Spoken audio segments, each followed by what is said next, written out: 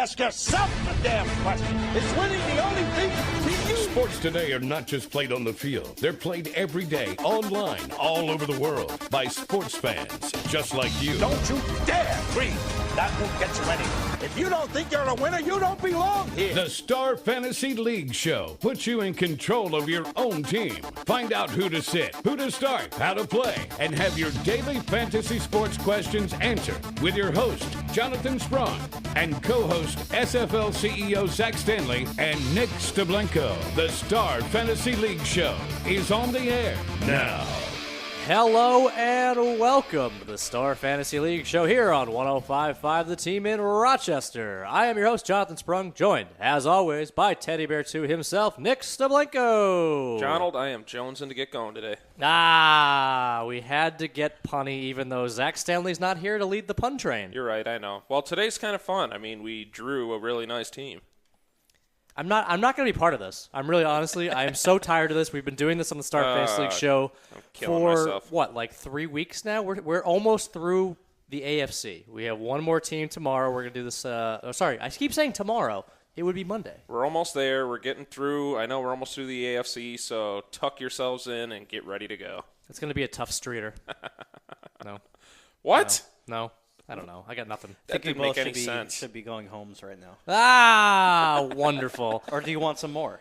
Oh, my God. Oh, yeah. All right, that voice you heard is the obnoxious one. He joined us yesterday for the first time in probably almost a year, but he's actually joining us for real on the show today, COO of StarFantasyLeagues.com, Mr. Seth Young. It's a pleasure to be here, and hopefully we won't make a total Matt Schaub of the show. Nope, that one was really bad. Well, actually, I mean, it makes sense. Nope. Because Matt Schaub did really screw everything up last year. But as far as puns go, yeah, that was kind of. All right, let's get McGloin. I kind of like that one. No, that was creative. I can't believe you people are real human beings. You make me sad. I'm not gonna lie. This whole show now is just sad for me. I can't do this. I'm just excited to talk today about Justin Stanley, one of the Star Fantasy League's co-founders' favorite football team, the Oakland Raiders. Yeah, how does he do that? That's how can you be I don't understand how one human being can be an Oakland Raider fan. Well, he's just joining the rest of the Oakland sports world in a world of misery. Yeah, that sounds about right. I've seen their fans. They're very passionate, but they're also very sad.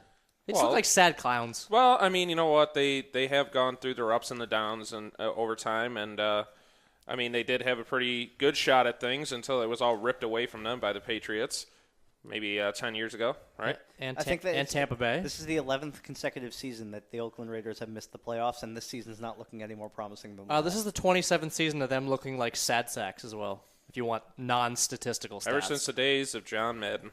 They've just been that was 70s. riding the sad They train. do have one thing going for them, though. They have a quarterback that is slightly better than Alex Smith. Oh, great. All right, before we actually get into the 2014-15 Oakland Raiders, we actually have to talk about something that's in the news. Breaking, I guess it was breaking news yesterday, but it happened after we did the show. Of course, because the news doesn't wait for us. I'm not really sure why it's breaking news, but go ahead. What? Kevin Durant just leaving Team USA basketball? That's not breaking news. No, I don't think it is. Breaking news was on the Team USA team was Paul George. Literally breaking I quit. news. I quit the show. He took puns to a whole new level there. No, that's just a gross. So I really don't think this is breaking news, and I know that you've been really excited about the USA basketball team in the summer because you talked about how Kevin Love was a pansy for not suiting up for USA. Yeah, no. It's not that he's a pansy. It's that his reasoning for it. Oh, I need to make sure that my trade value and my re-signing ability. And I completely agree. But hold on. If we are going off of the information we received yesterday that the trade between Cleveland and Minnesota was actually completed, quote unquote, about 3 weeks ago, then why did he pull out with that excuse? How does he know that? Maybe he didn't know that. Maybe you really he didn't think know he that. didn't You don't know know he was if traded? he knew that. Come as on. far as Kevin Durant goes, though, Andrew Wiggins knew. This is another guy who he makes his money in the NBA. He doesn't make it playing for USA basketball. Yeah, so. I mean, look, it comes down to Kevin didn't want to be there during the World Games. The World Games? Yeah, Team USA didn't want to be there during it. Wow, that was very subtle, and you had to repeat it for me to actually understand it. I'm glad you're on the same page as me now. Okay. I try to be on the same page, but it's so far below where I'm at that it really confuses me. Look, I'm just trying to speak intelligently about USA basketball. Yeah, that's true. We shouldn't include him in this conversation. This is a conversation for Zach to be here. All right, well, so let me ask you this, John. If you had an opportunity to either prolong your career or play for your country, which would you do? Okay, I understand the idea of Kevin Durant pulling out because of exhaustion, but if he had that excuse before, why did he go through the whole process, play in the training camps? Hey, Apparently, he gave it a shot. The whole thing was according to people who were there. They said he was the first guy in the gym, last guy at a training camp, every single day. That's and then how he goes, That's how he lives his basketball life. Yeah, but he is now solidifying his position as not the real MVP. Why? Well, Kevin Durant's no longer the real MVP. How?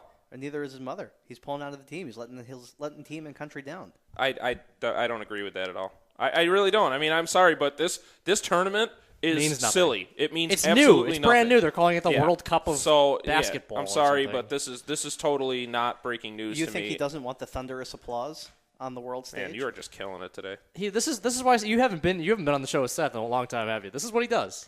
He just wanted to go Oklahoma. He tries to derail it. If you're really not interested in Seth being here, please tweet us during the show at SFL Show. If we get enough tweets that say we don't want him, we will actually kick him off before the end of the show. Nobody really wants to hear from you. You don't have to tweet us.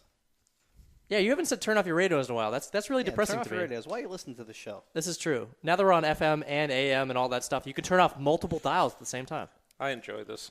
I actually have a good laugh when he's on the show. You do? Yeah, I do. That's cute. I think it's fun. You guys want to go out for lunch after this? And you guys, I'll stay here. You guys can go. If you're buying, sure. Why not? No, you two. You're having you a just love affair. invited us, man. God. All right. hold you to Fine. Whatever. All right. We need to move on. No more basketball talks, and Seth clearly is trying to derail that. We're going to talk about the 2014-15 Oakland Raiders. The Raiders. No. Yeah. Stop that. Oh, yeah, that's the best. That's only... Well, second best, actually. The best is nobody circles the wagons. I'll tell you who's not the best this year is the Raiders. They got a tough road ahead of them this season, that is for sure. I disagree. What? In short, remember how yesterday on the show, if you listen to the show, which, let's be honest, nobody listens to the show, I said that the Kansas City Chiefs are going to have a major regression from last season only because their starting schedule is horrific.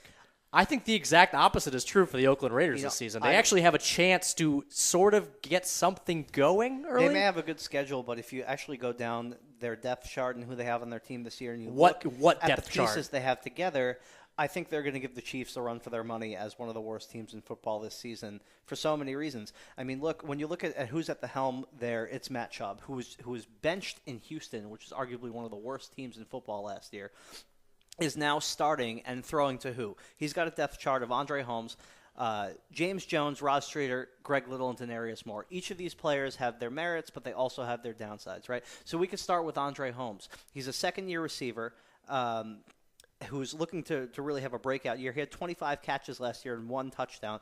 That was all in like 2 games, too. Remember, he had one game that was like 130-something yards, and the rest was crap. Reports out of camp have him as Matt Schaub's go-to guy, which James Jones really wants to be. So he's listed number 1 on the depth chart right now. I don't think that's going to actually stay, but he's looking as a viable receiving option there, and he's not proven. He's a young player. And if you look who's on the other side of the ball with him, you have James Jones from the Packers, and James Jones is fantastic. We all know him from catching the ball from Aaron Rodgers. He had 59 catches last year with a little more than 13.5 yards per carry. You just said the name, though. From Aaron Rodgers. He's a deep threat. Matt Schaub can throw the ball deep, but he's got to get his receivers open, and he has to have good blockers up front. I'm curious what Nick has to say because I'm just biding my time. I'm going to let him keep going no, here you got to see, I find this hilarious. You got to see James Jones quite a bit, obviously, because you're a huge Packers fan. Mm-hmm. Is he one of the – because we talk about Peyton Manning making receivers, Tom Brady making receivers. Is James Jones more a byproduct of an Aaron Rodgers system, or is he actually a good wide receiver? Do you remember when I can't remember who went down. I don't know if it was when Greg Jennings was still there, but we had our number 1 receiver go down, and James Jones stepped in.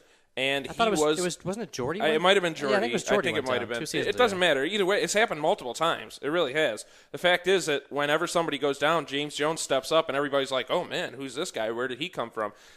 He was making one-handed catches like that. That was his calling card. He really is underrated, and I really think that the Raiders would be making a huge mistake if they didn't have him as one of their 2 starting wide receivers. Andre Holmes, on the other hand, he is unproven. I will agree with you there, but he has flashed big playability all over the field. I think it all rests on Schaub. I think it really comes down to, was last season an anomaly? Yeah. I'm not sold on the fact that it was not an anomaly yet. I would like to see if he actually still has it in the tank because he was one of the better quarterbacks in the league. That leads to my biggest offseason question for these Oakland Raiders. Did Matt Schaub simply need a change of scenery to regain his spot as a competent QB in the NFL? I didn't say a great QB. I just said a competent. He's an above-average quarterback when he plays well. He's a guy who throws for around 3,500 to 4,000 yards. He has low interceptions, low fumbles, except for last year. Usually he's pretty good at managing the game. Yeah. Last year he played in 10 games, threw 10 touchdowns and 14 picks. This year he has some tools around him that could actually make him another, the Matt Schaub that we're sort of used to seeing. So he's got MJD and Run DMC, Darren McFadden back at running back. MJD is right now in front of Darren McFadden depth chart. I'm not sure if that's going to last. If those which guy is going to stay healthy? That's what the depth chart is going to be. Jones-Drew only had 1 year where he really had major injury problems. Well, that was a 2-year injury. Let's talk about Maurice Jones-Drew for a minute, because he's a small running back and he doesn't necessarily catch passes out of the backfield. If he does, and if Darren McFadden does, Matt Schaub is going to have inflated numbers. But when you look at the offensive line that the Raiders have put together, it's really young, and they have a lot of inexperience there. Well, last year was garbage. That's why their offensive line was kind of trash. And it's still garbage, and it's really important for MJD or Run DMC to get through the line. You have Khalif Barnes, who's a good pass protector but can't block for a run. You have Menelik Watson, who is injury-prone. He's a second-year player. He was a basketball player before he started playing football in college. He played for 2 years. So you're saying he gained weight? No. That's why he was an offensive lineman. No, you don't remember? You don't remember when he was drafted? It was another folly by the Raiders. And he's not proven. And then they have Donald Penn, who's in a contract here. He's a veteran from the Tampa Bay Bucks. He's one good piece on that line. And Stefan Wisniewski, who's a center there, who's good. He's in his 4th year with the Raiders, so he knows the system. And then you have Austin Howard, who's playing at guard, who has 0 experience at that position. So it's a young line that's inexperienced in the positions that they're playing at with completely new pieces. I just don't see it working for them this year. I think I don't know. I mean, I think that Holmes is actually a veteran and Penn is a veteran as well. Menelik Watson is a joke to me. I don't know why they picked him. They penned him as their starting tackle right as soon as they picked him, and then they started showing highlights of how he was a college basketball player. Hey, hold on. It worked for Antonio Gates. It has to work for an offensive guy. For an offensive tackle. Sure, why not? So, I mean, it is a very unproven line. I really do think they have a lot of problems that they need to kind of fit. They need to work out there.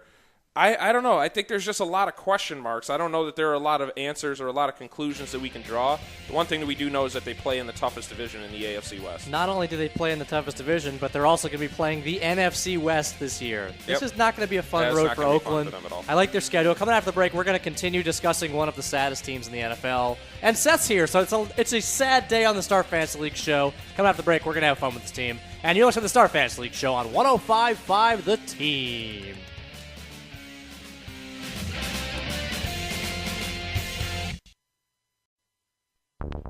The Star Fantasy League Show. Information is key to being a successful fantasy team owner, and the guys have all the updated info you need right now.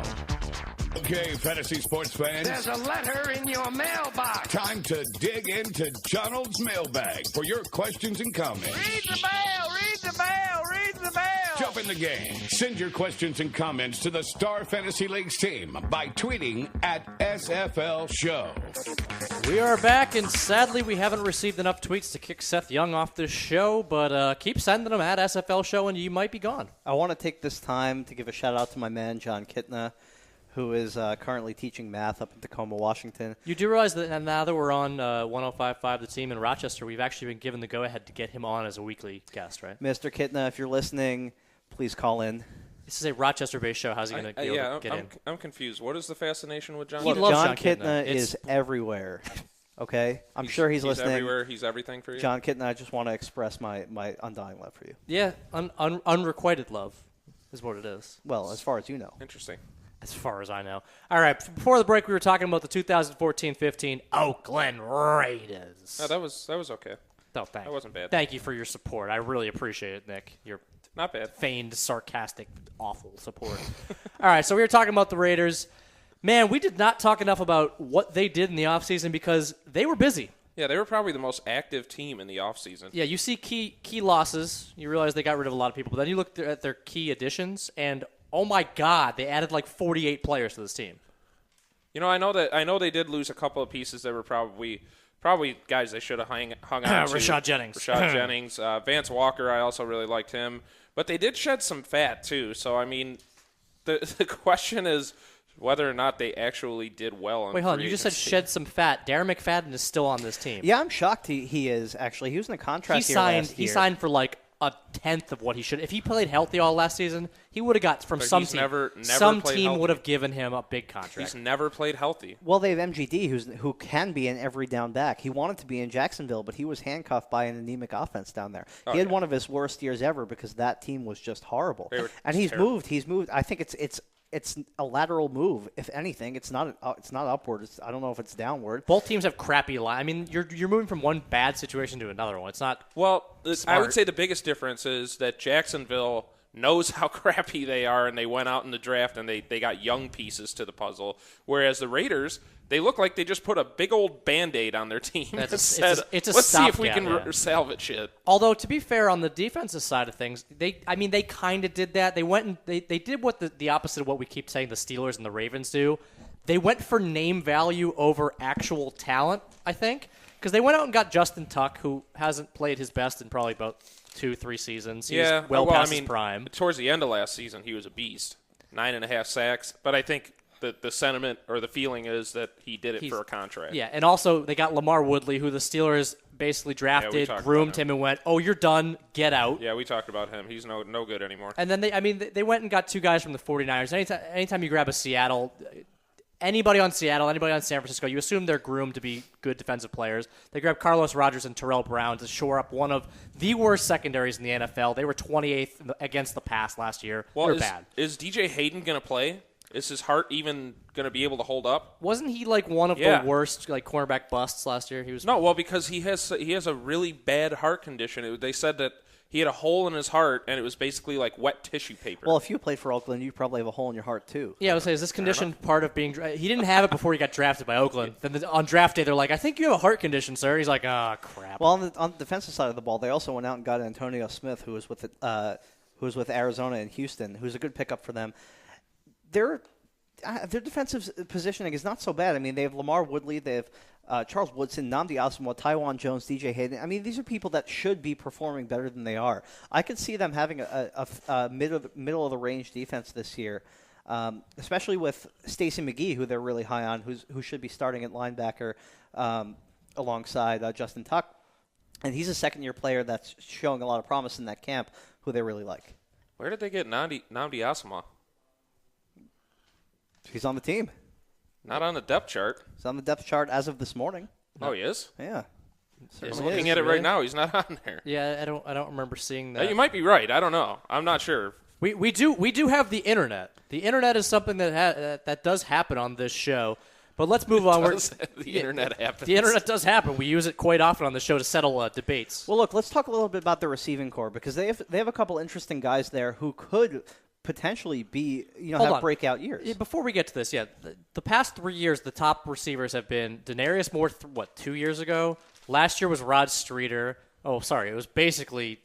Rod Streeter. It was the entire team. There was nothing really going on there. I mean, you've got pieces there. It's a revolving door. You have Matt Schaub throwing the ball now, and I don't care what you say about Matt Schaub. He can actually move the ball better than Terrell Pryor can, who got traded to the Seahawks. I mean, after they put all that stock in him and they traded him away, and Matt Schaub, maybe he's a Band-Aid fix, maybe he's not, but he can actually get the ball moving. So if Rod Streeter had 60 catches last year with an almost 15-yard per catch average, which is pretty good. So they have a couple deep threats in him because he's fast. Denarius Moore, he's fast. James Jones is clearly a deep threat, which he's shown us over the years. Especially if Matt Schaub is checking down to run DMC and Maurice Jones-Drew. There's going to be a lot of checking down. His arm strength last year, as shown, is not. It could be an offense that definitely moves. You never know. But the one of the real holes I see on this team is at tight end. They had David Osbury lined up as first on the depth chart, who's now hurt. So you've got Michael Rivera stepping up to fill that role, and he's pretty slow and he's not a great blocker. So I don't really see between how he can really contribute.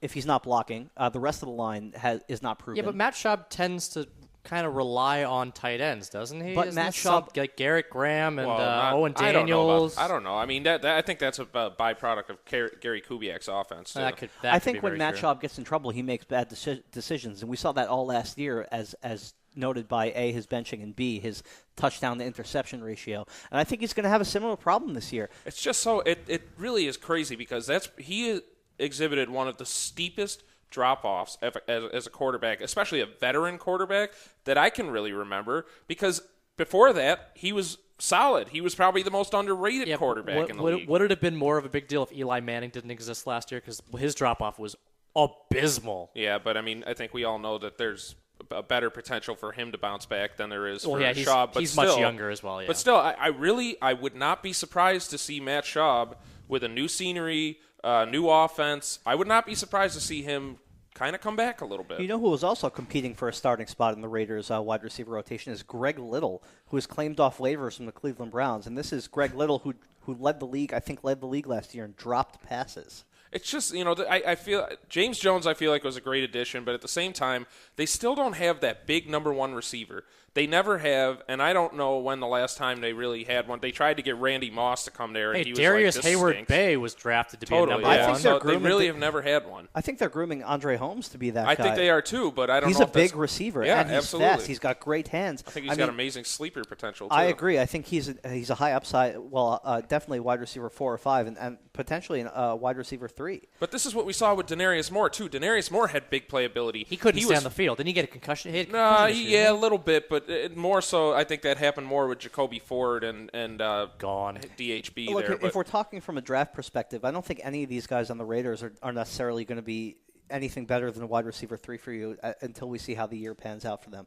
James Jones is probably the best option you're going to get on that team in way of wide receiver. From a tight end position, Michael Rivera is a low upside tight end too, in my opinion. And I think MJD and Darren McFadden, it's a little unclear where they're going to go and how they're going to split carries. Yeah, the toughest thing with that is, especially when you have a committee, the dreaded committee, how do you actually handle that? Do you take one of those guys and hope for the best, or do you take both of them and put them both in? And I don't know. Here's the biggest problem with usually when you have sort of a committee, one of the guys is going high in the draft, one of them's going really late, so you can kind of, if you want both of them, you can sort of figure it out. But going off of ADP average draft position right now, this is in PPR leagues.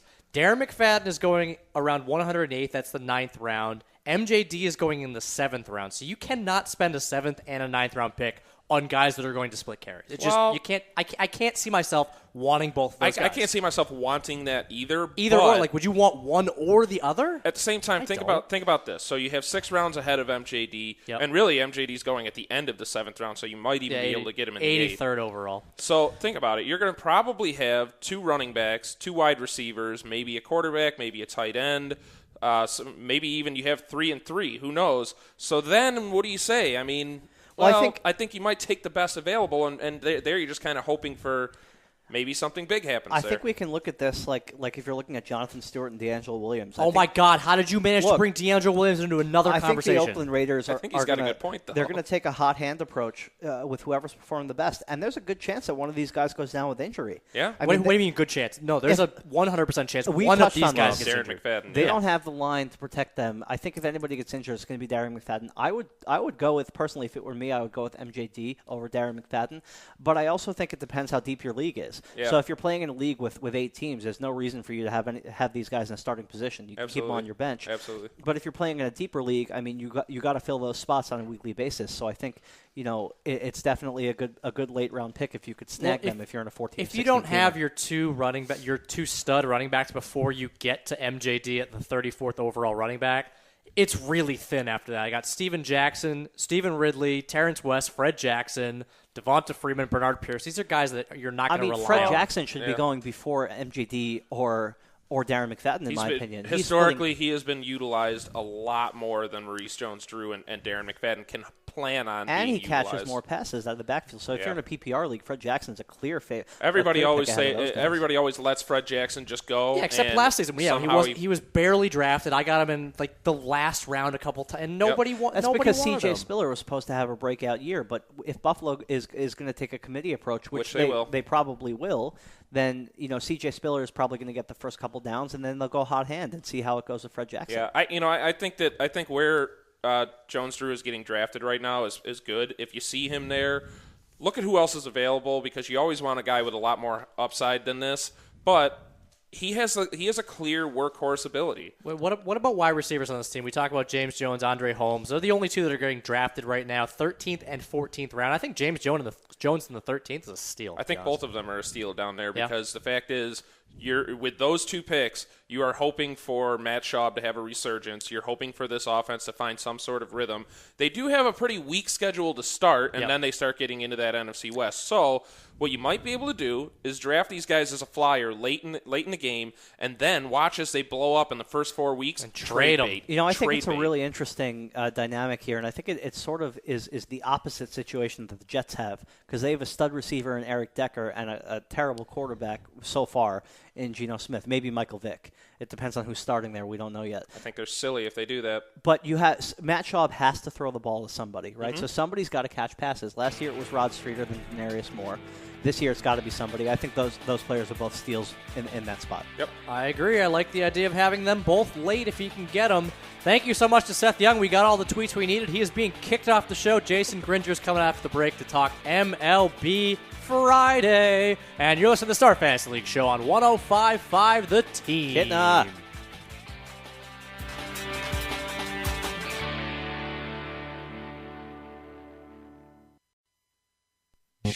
Play fantasy sports for cash prizes. Join the top daily and weekly fantasy leagues in the country at starfantasyleagues.com. Now, back to the Star Fantasy League show with Donald, Teddy Bear 2, and the Deucey Moose. Only on the Team.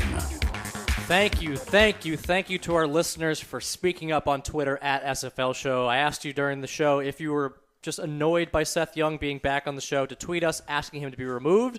And we got enough tweets, and Seth Young has left the building. Yeah, well, I think they were annoyed at the fact that he didn't even know that Nnamdi Asomugha had actually retired and is not on the Oakland Raiders. Yeah, shout out to Nnamdi Asomugha for retiring. He's got a beautiful wife, Kerry Washington. Good for him. He's living it up. He's got that Hollywood money now, and he also made a ton of money in his career. So I'm sure he's happy with his decision. And we are happy to have no Seth Young and Jason Gringer joining us for baseball. Yeah, I'm glad to be back. It's been a few weeks. And if you want Jason fired as what? No, I'm just kidding. you won't annoy us as much as Seth He's loves the best to. closer in the game, and you know it. Hey, you're actually being brought in for closer duties. Every Friday. Well, not every Friday. Most Fridays. It's been a couple. But see, this makes sense because you're actually being brought in mid-show as a closer. That's true. See? This is the first time we've done this. Yeah, first time for that. There is a first time for everything. We have to talk about baseball today because there are 14 games on the schedule. Yesterday we decided to talk about some pitchers and some hitters, and then one of them got traded during the show. So he didn't end up starting. That was really strange, right? Yeah, I really have never understood how trades can be made after the deadline, but Jason dropped a little knowledge on me during the break here. Yeah, it's happened quite a bit. Actually, you see a lot of more big-name players get traded after the deadline. Like we saw the Red Sox-Dodgers deal a few years ago. Mm-hmm. That was after the deadline, with one of the probably biggest deals in Major League history as far as salaries are involved, with Adrian Gonzalez going to the Dodgers. Yeah, I don't understand how that got through. Yeah. And Carl Crawford's abysmal contract in life. That was quite the salary dump. So what you're saying, so the way that you explained it to me, if after the trade deadline, if two teams want to make a trade, they have to place the player in question on waivers. Right. He has to make it through the entire waiver system, and then they can make a trade. That is correct. So what you're saying is that Josh Beckett and Carl Crawford, and I can't remember who else is in, Adrian Gonzalez. You can't remember the actual player they wanted. Yeah, I know, you're right. They all made it through waivers. Usually you see guys placed on waivers that have like really high salaries, and you don't, it's... So basically teams can't afford them? Yeah, speaking of that, Alex Rios was just put on waivers by Texas yesterday, right? I don't know. So now what you're saying is he could be up for a trade. Yeah, I mean, it's not released to the public who's placed on waivers, so it's only public if they clear waivers, correct? Right. Or if there's been a claim on them. So they can do it secretly? Yes. They can do it quietly? Yes. That seems like a very, very that seems like a pretty silly system to me. It is pretty silly. It's kind of silly. It's silly. Because, I mean, waivers are – I mean, you're putting a player out because you're like, okay, well, we don't want to have his salary on there anymore. He's not living up to his contract, so we really don't want him. So how are you able to trade? I just don't get that. And then I'm sure there are a ton of teams out there that would be like, oh, my God, Adrian Gonzalez is on waivers? Well, let's just shed some fat and get him.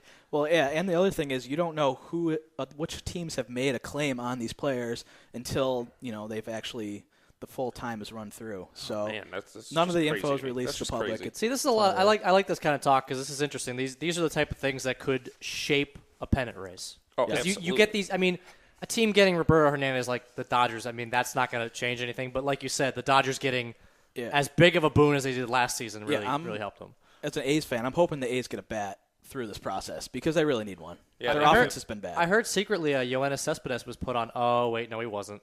No, you don't get him back. Sorry. That was almost funny, but not at all. No, I just wanted to make him mad. He was so upset that Yoenis Cespedes was traded. He was sitting in his office. He flipped me off a couple times during the day. He was really mad. For good reason. They gave up their cleanup hitter. He's their boy. All right, let's try this again. How has Josh Reddick been since? Well, Reddick's been pretty good. Oh, pretty good. He's getting his swing back, and Lester has also been really good.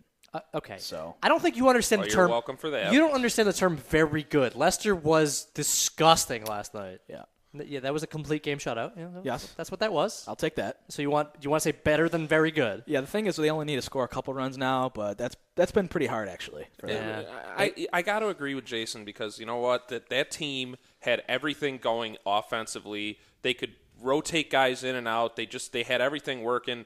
And I don't know. They might have shaken things up a little too much. But once it comes down to the playoffs, it's pitching time, and John Lester is historically one of the best pitchers in the playoffs. Yeah. Historically, across the 150 years of baseball. Yeah, and if they actually do end up falling, second place to the Angels, it's nice to have Lester for the play-in game. Yep, he's a big guy, so absolutely. All right, so we got to get to Major League Baseball for today, Friday on StarFantasyLeagues.com. We spent some time talking about trade deadline, all that good stuff, waivers and secrets and trading and all this good stuff. Yeah, I know. We got to keep it a little secret, but we're not going to keep secret the way to make the best lineup on StarFantasyLeagues.com for today. 14 games, as I said. Let's talk about some pitching because for the third day in a row, for some reason there's no staff aces, really top 19, 20, $21,000 guys. Wise. That's what I'm saying. What would I consider aces are guys that are around 18 to 21. So aces in the fantasy term. That's correct. Yes. Yeah, I mean obviously a guy like Steven Strasburg is an ace. Yeah, there's no doubt about it. Well, we have a major problem with Steven Strasburg. If you look at the deepest he has gone into a game the entire season is 7 2/3 innings. They are still capping this guy. They are still putting the handcuffs on him. And there's a reason that he is at 15,000 every single time that he comes up on Star Fantasy League. So I just can't put him in. I just cannot put him in. He has a great matchup tonight. He's going up against the Braves. They strike out against righties, and he is a strikeout master. Can't put him in. I'm putting him in. You know what you're going to get. You know where you're capped. But he's coming off a 10 strikeout performance against, again, Philadelphia, a team that I love to just throw guys at. Well, the thing is, he's a strikeout pitcher, so he's going to be throwing a lot of pitches. That's why you don't really see him even going, over 7 innings. He has gone 7 innings his last 2 starts, which is nice. And he's, struck out over 8 guys in 5 out of his last 7 starts. So compare the way that the Nationals are handling Strasburg to the way that the Dodgers are handling Clayton Kershaw. Because Kershaw, they're just go out there, win the game. We don't even need to put our batters up there. You can do it yourself.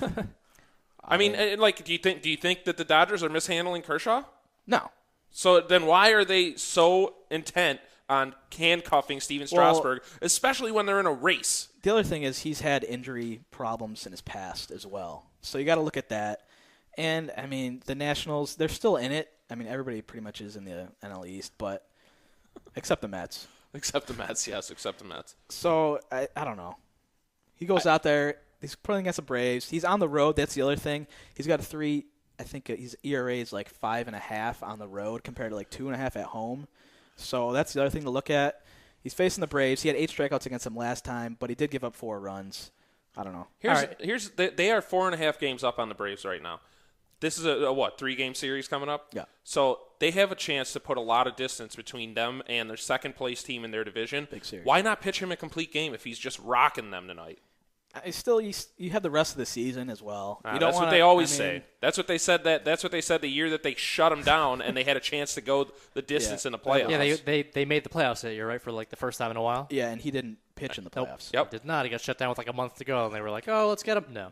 All right, so if you're not spending the money for Steven Strasburg, who are we going at? Because there are a lot of guys between 13,000 and 16,000 tonight on StarFantasyLeagues.com. I really like the 10 to 13,000 range. Really? I love Vance Worley tonight because he's going up against San Diego. Man, how about Edinson Volquez yesterday? Wow. What are you doing, buddy? I had him. That's your boy. I had him circled, and I was like, nah, we'll move on. We're just kidding. No, Vance Worley should have a great matchup against San Diego. He's been all know solid. how he's been really solid. Solid. He has a 2.43 ERA. I mean, the guy he's fantastic. He's gone from minimum salary guy to now he's up to 12,600. So I think he's a must start tonight. Yeah, I don't know. I like a lot of guys in the 15,000 range tonight. Yeah, really? I'm spending on pitching tonight on Star Fantasy All right, Leagues. so who do you like? We got a bunch of names in here. Iwakuma, Bumgarner, Kazmir, Santana, Beckett. You just named 3 of my guys. Yeah. Kazmir, Bumgarner, and Iwakuma. Okay. I like all 3 of them. I like Strasburg, too, as I said. I don't like Iwakuma because of who he's going up against. Again, we talk about this. I don't – Quick sidebar. Yep. I don't think Beckett is pitching. I believe Roberto Hernandez is pitching tonight. tonight. Okay, with the trade. Beckett's hurt. Yeah. He's hurt. That's why they had to make that trade. Yes. Anyways. Yeah, I like Iwakuma. The White Sox have a 22% strikeout rate against right-handed pitching. He's gone 7 innings plus in his last 6 starts. He's averaging around like 6 or 7 strikeouts a game. I don't know. I like him. He's always good at home. I personally, in that matchup alone, I prefer the other side. I prefer Jose Quintana. Really? He had a really good outing against Seattle his last time up. 12 fantasy points, 10 strikeouts. He's Seattle, aside from yesterday having a monster performance, that was Scott Carroll. I would say which we advantage said of. on the Star Fantasy League show he'd have a great game. But I like Quintana, high strikeouts. Seattle likes to strike out if the game is in. If it was in Chicago, I'd probably shy away from that matchup. But it's in Seattle. So. Yeah, this should be a pretty low scoring game. I think Quintana's been really good. Yeah. You know what you're getting out of him, probably about 7 to 9 fantasy points, which at his salary, I like it a lot. Yeah, somebody that might be like under-owned tonight, I think, is Madison Bumgarner going against the Royals. Mad Bum, my man. Yeah, he's coming off a cleat game shutout against the Mets. 2 hits, 10 strikeouts. The Royals are 24th in weighted on-base average against left-handed pitching. They're kind of fading right now, aren't they? Well, they're still in the race. They're still in the race. They are. They're right with Detroit. Detroit had an awful series against the Yankees. Losing 3 out of 4. Yeah, how did they do that? I'm not sure. That didn't crazy. make sense at all. All right, so we talked a lot about pitching going on. We got to talk about some stacks real quick. We got a few minutes. Let's throw some hitters and some stacks in there for our nice listeners who need some offense. Well, I'm gonna go really under the radar in terms of the team, but they are facing Tyler Matzek. The Arizona Diamondbacks, they don't have a lot of bats, but there are 2 that I think you should focus on. Mark Trumbo and Jordan Pacheco, or however you want to say his name. Yeah. Both of them are extremely cheap. Trumbo should be batting in the 4th spot, and Pacheco should be right around I think he usually bats in the 2nd spot. Matzek is horrible. He's just been terrible, and poor him because that Colorado lineup has been so bad. That rotation has been awful. So that's one to take advantage of. You could get those 2 guys pretty cheap. And I would love to put Goldschmidt in there, but he's gone. Yeah. He's gone. Gone for the year. Not even available on StarFantasyLeagues.com because he's out for the year. He's out. Yeah, I love that cheap stack option. I had it written down as well. There's you can so many lefties in that lineup, though. There's some righties you can look at, like Aaron Hill as well. Alfredo Marte's minimum salary. Yep. Outfielder, 3,500. I mean, and you do that, and then you can get some bigger bats in there. You Exactly. can probably go with the Detroit stack, which they do pretty well against Yeah. R.A. Dickey. That's what I was going to say. I like Detroit as well. They have a lot of right-hand bats. I like stacking against knuckleballers, right-handed bats. What about Eric Stultz on the mound? We have an Eric Stultz alert. No, I believe it's Ian Kennedy. Is he moving to? God, why do they keep doing this? Yeah, I don't know. It makes me sad. I like Eric Stultz. I like pitching against him. All right, anybody else we're stacking? I like the Angels against the Red Sox. Alan Webster's on the mound for the Red Sox. Yay. The Angels, they haven't scored in their last 2 games, so they're bound to break out. That's interesting. Yeah. Webster has an ERA over 7 in his career, so Yeah, that's not a number you want to hear if you're a pitcher. 7? No. Yeah. That's unless you want to have 7 strikeouts. But if you're giving up 7 runs, you're probably a king chud. You're bad. All right, coming after the break, we're giving you all of our top plays for Friday on StarFantasyLeagues.com to make your best team. You're listening to the Star Fantasy League Show on 105.5 The Team.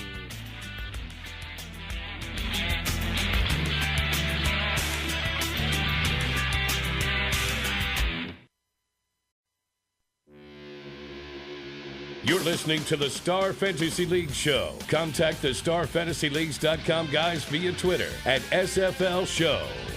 We are back, and thank you guys so much for dealing with Seth Young being on the show. We really do apologize for that. It was the last second. He kind of barged his way in here. I had a lot of fun listening to him. attempt to drop some knowledge and then subsequently picking it all apart because he did not know what he was talking about. Well, you gave him a taste yesterday Yeah. with the Chiefs, and he had to get more. Yeah, he wanted more. This show, the Star Fantasy League show, is like crack when you do it. It really is. You get a little taste of it, and he's going to be outside of our door of our studio tomorrow, like begging to be on the show. You know again. what that's like? Doing a little crack? Yeah. That's what you're doing? Yeah. We got to get you Well, some he help. might be I'm 'cause it's Friday, so we don't have a show tomorrow. Yeah, Oh, shit. So tonight, he's letting it all out. Let me tell you. Lyle Lamb, watch out. I do apologize to everyone who has a crack problem. This is not our Not our forte. intention. We have no idea what we're talking Get about. off the stuff. We're all very good people. Very good people. Crack is except, whack. Except Jason Granger, who's not allowed for reasons that we can't talk about. And horses. Horses are bad people. Wow. I love this show today so much because it's off the rails. That's what we like on this show. We like just being ridiculous. It's kind of fun. Get some fantasy knowledge. Get some laughs. That's the whole point of the show, right? Yes, indeed. You It's don't the want point of life, right?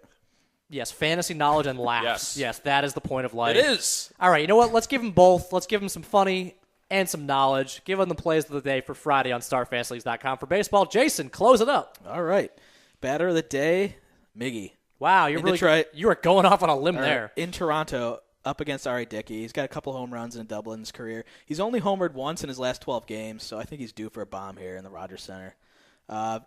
Pitcher of the day, no surprise, I'm going Scott Kazmir. Oakland against Minnesota. A's are favored by a ton. They beat the Red Wings last night. I mean the Twins for the 10th straight time.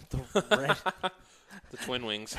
The Rochester Twin Wings. I like It's that. the longest active winning streak of any Major League team against another. We saw what Leicester did. I think Kazmir's got a chance to – he's probably not going to match it, but chances there. No, he's not going to I mention wouldn't be complete game surprised shutout. to see 7 and a third or Yeah. 8, something like that. Value Slow. play, Mark Trumbo. Diamondbacks against the Very nice. Rockies. He's only 5,000. Starting to get a swing back. He's got a 4-game hitting streak, hitting cleanup. And I'll throw another stack out there. How about the Indians against the Yankees? Interesting. You picking my team. Esmil Rogers. I love them. Who do the Yankees have on the hill? Esmil Rogers. Oh, Ooh, okay. that sounds exciting. Yeah, that does sound exciting. All right, Very go ahead, nice. Nick. All right, I'm going to go a little out of the box. I'm going to take Freddie Freeman as my play of the day. He actually has great numbers against Strasburg, 9 for 20 and 2 home runs, 1.319 OPS. So I think he actually has a pretty good shot of getting a pretty good night against Strasburg. Value play is going to be, I love Mark Trumbo, so make sure you got him in there. But Jordan Pacheco, I talked about him before. 374 WOBA against left-handed pitching, and Matzik is just horrible with a 5.31 ERA. Understatement. Say it Yeah. again. Horrible. So, yeah, and he should be batting second if he does play. Vance Worley's going to be my pitcher of the day. He's got a 2.43 ERA. He's facing San Diego, and we know how bad that offense is. And I would definitely stack those Detroit Tigers. Lovely. All right, I like Miggy, but I'm also going with V-Mart. Got to get Detroit in there against the hapless man. It's not J.A. Happ, but he's also hapless. I wouldn't say hapless, but they certainly hit him well. Yeah, that's We what could I'm saying. call him the Dick Man.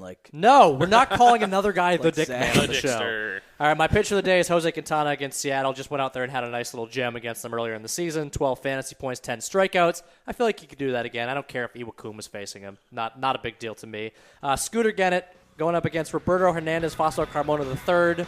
That's his full name, right? Yeah. Sure. I like that whole team, honestly. Milwaukee, this is a guy that's just got traded. Don't know what's going through his head. He's starting basically a day after he just got traded. I think there could be some strange something going on there. If you could find his birth certificate, which I'm sure that it's lost somewhere in the space In Cuba, time he continuum. threw it. Yeah, he ripped it up. Yeah, then I'm sure it would have all 8 names of his on there. Oh, my God. Play on StarFantasyLeagues.com. We got baseball still going on. Season-long football coming baby. soon. Launching Monday, right? Or something along those lines. Daily football schedule will be up very, very, very, very, very soon. Very Season soon. long. Yeah, We're no, that'll launching be soon. soon. We'll say it on the show. Tweet us at SFL Show. And if you also have a name that's Fossil Carmona Hernandez III, I feel bad for you. I'm sorry. Take it easy, guys.